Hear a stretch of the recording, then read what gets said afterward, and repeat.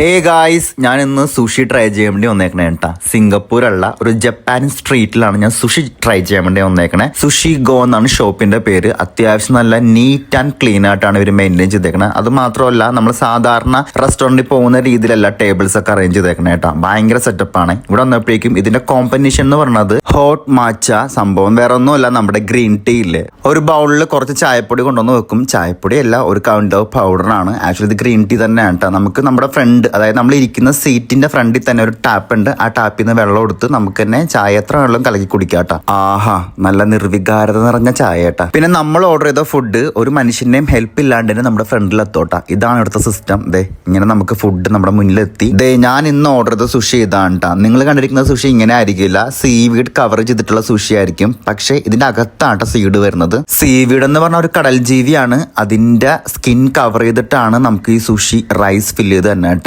പിന്നെ ഇതിന്റെ കോമ്പിനേഷൻ ആയിട്ട് ഇവർ സജസ്റ്റ് ചെയ്തത് ഈ ഒരു പാക്കറ്റിൽ എന്താണെന്ന് പോലും നമുക്ക് വായിക്കാൻ പറ്റില്ല. എന്തോ ചൈനീസ് ഭാഷയിലാണ് എഴുതി വെച്ചിരിക്കുന്നത്. നമുക്ക് ഇതിനെ കുറിച്ച് വലിയ ഐഡിയ ഇല്ലാത്തതുകൊണ്ട് അവിടെ നിന്ന പയ്യനോട് ഞാൻ ചോദിച്ച് എങ്ങനെയാണ് ഇത് കഴിക്കേണ്ടതെന്ന്. പുള്ളിയാണ് എനിക്കിത് പറഞ്ഞത്. ഇത് പാക്കറ്റ് പൊട്ടിച്ച് അതിനകത്തേക്ക് ഇട്ടിട്ട് അതിന്റെ കോമ്പിനേഷനാണ് നമ്മൾ ട്രൈ ചെയ്യേണ്ടത് എന്നുള്ളത്. പക്ഷേ ഗൈസ്, എന്റെ എക്സ്പീരിയൻസ് എന്ന് പറഞ്ഞാണ്, നിങ്ങൾ ആരും ഈ സാധനം പൊട്ടിച്ച് ഇതിന്റെ അകത്തൊഴിച്ച് അല്ലെങ്കിൽ ഇതിന്റെ മേളിലിട്ട് കഴിക്കരുത് ഗൈസ്. ഇത് വേറെ ഒന്നുമല്ല, നമ്മുടെ കടുകില്ലേ, കടുക് അരച്ചതാണ്. ഇത് ഒടുക്കത്ത ഗ്യാസും ഭയങ്കര അറിയില്ല, എന്താ എനിക്ക് പറയാൻ അറിയില്ല. വായിൽ വെച്ചത് മാത്രം എനിക്ക് ഓർമ്മയുള്ളൂ. അപ്പൊ തന്നെ ഞാൻ തുപ്പിക്കളഞ്ഞിട്ടാ. പിന്നെ ആ സാധനമൊക്കെ ഒഴിവാക്കിയിട്ട് സുഷി മാത്രമായിട്ട് ഞാൻ കഴിച്ചു നോക്കിയിട്ടാ. എനിക്കങ്ങനെ ഭയങ്കര ഒരു അടിപൊളി സാധനമായിട്ട് തോന്നിയില്ല. നോർമൽ ഒരു പച്ച ചോറും അതിന്റെ കൂടെ ഒരു ചെറിയ പുളി, എരിവ് എന്തൊക്കെയോ ഉണ്ട്, അത്ര തന്നെ കേട്ടാ.